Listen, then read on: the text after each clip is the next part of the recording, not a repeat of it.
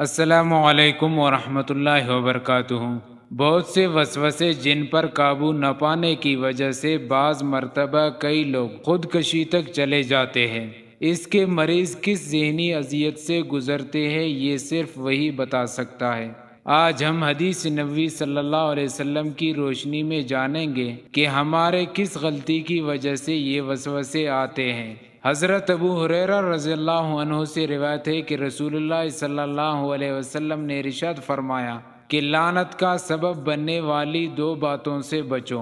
صحابہ کرام رضوان اللہ علیہم اجمعین نے عرض کیا کہ حضرت وہ دو باتیں کیا ہیں؟ آپ صلی اللہ علیہ وسلم نے فرمایا، ایک یہ کہ آدمی لوگوں کے راستے میں قضائے حاجت کرے، اور دوسرے یہ کہ ان کے سائے کی جگہ میں پاخانہ یا پیشاب کریں۔ حضرت عبداللہ ابن مغفل رضی اللہ عنہ سے روایت ہے کہ رسول اللہ صلی اللہ علیہ وسلم نے ہدایت فرمائی کہ تم میں سے کوئی ہرگز ایسا نہ کرے کہ اپنے غسل خانے میں پہلے پیشاب کریں پھر اس میں غسل یا وضو کریں۔ اکثر وسوسے اسی سے پیدا ہوتے ہیں۔